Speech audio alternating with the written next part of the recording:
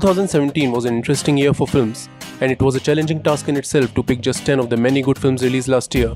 However, like every year, there was considerable amount of garbage released as well, so that definitely wouldn't find a place in this list.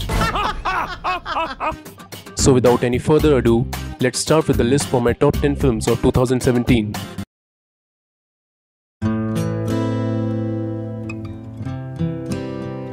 Logan, what did you do? Charles, the world is not the same as it was. Mutants. They're gone now. Mangold's Logan isn't a superhero film by conventional standards. Basically, it's just a brilliant character-driven drama revolving around an aging superhero.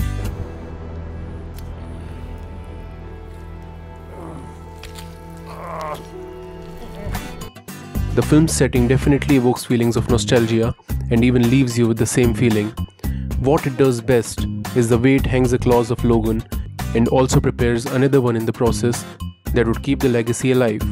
Simply put, Logan is a beautiful character study, a perfect send-off to one of the most loved mutants, and how he copes up with reality as it starts eating him away. You think you are well prepared for it, but trust me, you are not.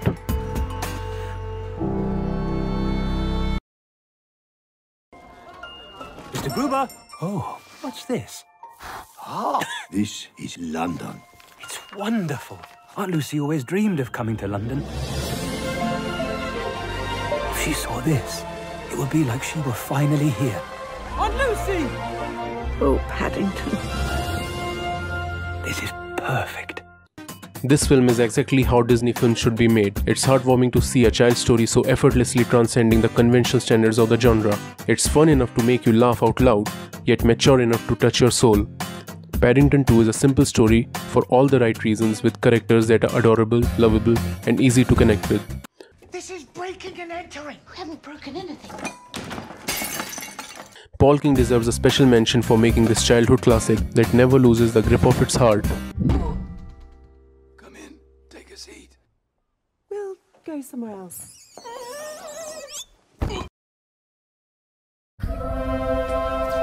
The haters always say, Tanya, tell the truth.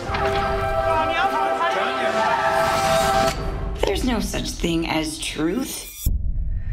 Everyone has their own truth.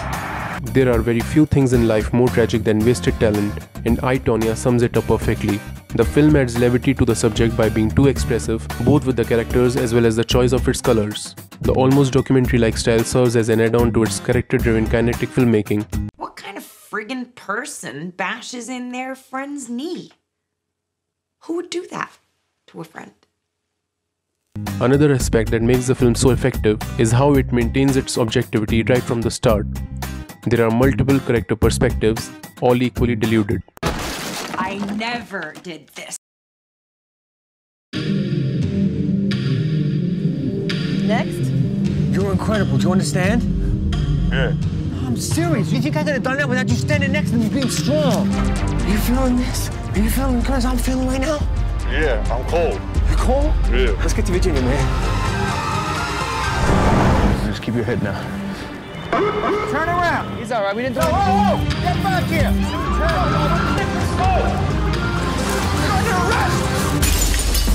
Don't let the film's title confuse you. This film is far from what the title suggests. In fact, mostly it's a series of fuck-ups one after other, probably why the film itself doesn't care enough to give you a satisfying conclusion. Good Time is a pure visual treat from start to finish, aided by hypnotic yet spellbinding performance of Robert Pattinson as a classic anti-hero. The film's background score gives more power to the entrancing narrative. The film seems like it would snap any moment, but the most thrilling part is, it doesn't.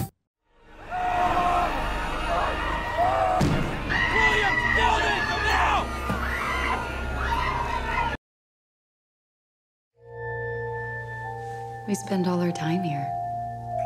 I want to make a paradise. She redid all of it, every last detail. And she breathed life back into every room. Are you happy? I love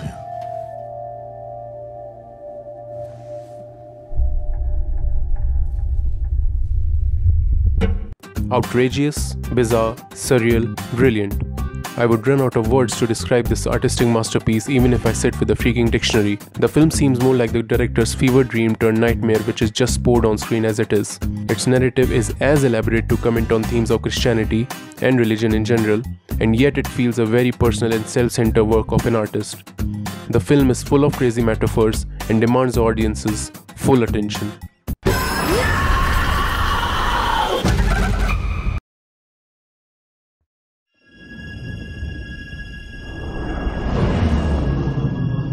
I thought you might be able to help me with the case.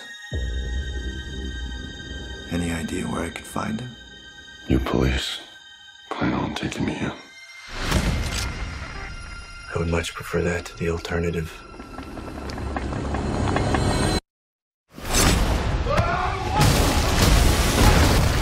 If Blade Runner was a breakthrough in the science fiction genre, its sequel is nothing short of a masterpiece.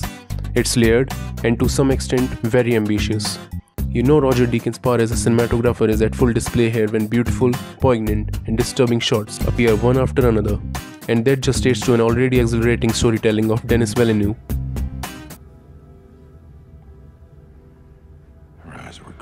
Frankly speaking, Blade Runner 2049 has all the ingredients for acquiring a cult status in future, and people will be talking about it for the years to come. You look lonely.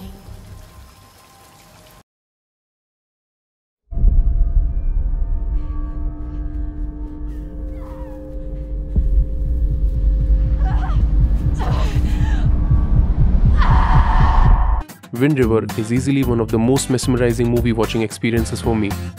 The film's narrative is a slow burner, which again serves as a powerful element for it to grow, and its third act packs a solid punch. The story here deserves a special mention. It's not only moving, but it's something that touches your soul to an extent you feel knocked out by the time you finish watching it and the end credits start rolling. The film's sad, heartbreaking, and beautiful, all at the same time. You surrender. Period. That's determined by your strength and by your spirit. Wolves don't kill unlucky deer. They kill the weak ones. And you fought for your life, Jane. Now you get to walk away with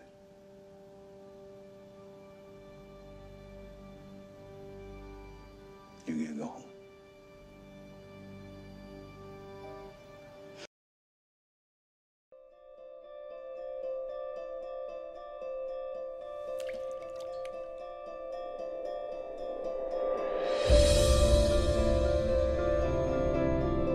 Vincent van Gogh killed himself? How does a man go from calm to suicidal in 6 weeks? Vincent left this letter. Theo van Gogh. That's Vincent's brother, isn't it? I don't see the point in delivering a dead man's letter. Loving Vincent is a heartfelt homage to art. It's poignant in every sense of the word that makes you cry your heart out. The intimate moving painting that this film is captures the intricate sadness of the tragic tortured artist who would later become one of the most influential figures in the history of Western art. Loving Vincent is not an outright biopic. In fact, it doesn't even try to take you through and into the life of Vincent van Gogh. Mostly, through Vincent's story, it shows you how burdensome the true path to your true destiny really is, as it epitomizes the concept of the tortured artist. Loving Vincent is like a tragic love letter to art, with little about love and more about the goodbyes. And then suddenly, it was all silent. He looked so happy that this dirty crow was coming close. Didn't seem to care that it ran off at his lunch. And I thought to myself, how lonely is this guy that even a thieving crow brightens up his day?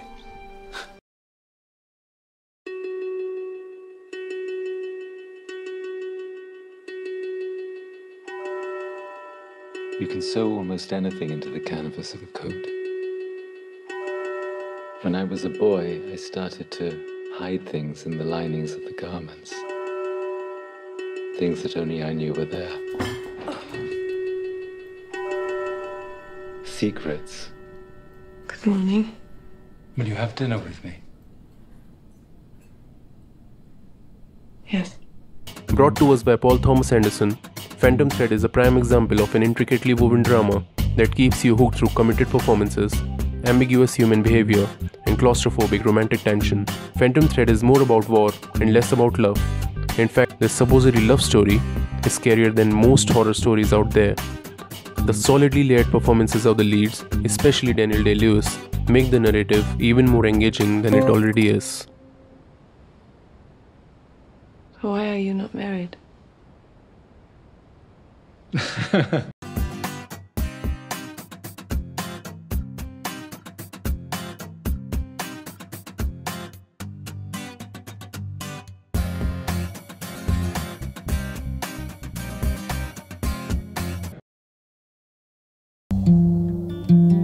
So, Mildred Hayes, why did you put up these billboards? My daughter Angela was murdered 7 months ago. It seems to me the police department is too busy torturing black folks to solve actual crime. The hell is this? Dixon, I'm in the middle of my goddamn Easter dinner.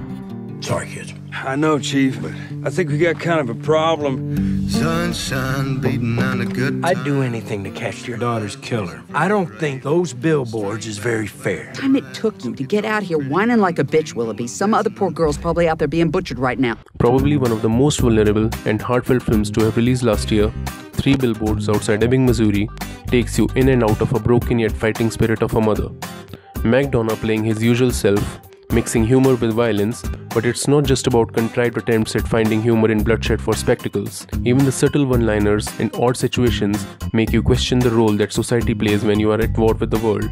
And if the entwined character arcs aren't staggering enough, the way they transform during the course of the movie is one more reason to watch the film multiple times. I assume you can't say nothing defamatory and you can't say fuck, piss, or cunt, that right? Or anus? I think I'll be all right then. I guess you're Angela Hayes' mother. That's right. I'm Angela Hayes' mother. 3 Billboards Outside Ebbing, Missouri just shows you a glimpse of how the real world works. You know it's unfair and you know you can't make it any better. But what you can do is fight. Even when you don't know if it's worth fighting for. In fact, the film can be watched from other different perspectives of other characters as well. And the best part about it? Nobody falls in the extreme ends of the spectrum of good and evil. This is just one of the reasons why this film is an absolute gem, and in my humble opinion, the finest film of 2017. Films this real aren't made that often, and if they do, they fail to be this hard-hitting. This doesn't put an end to shit, you fucking retard. This is just a fucking start. Why don't you put that on your Good Morning Missouri fucking wake-up broadcast, bitch?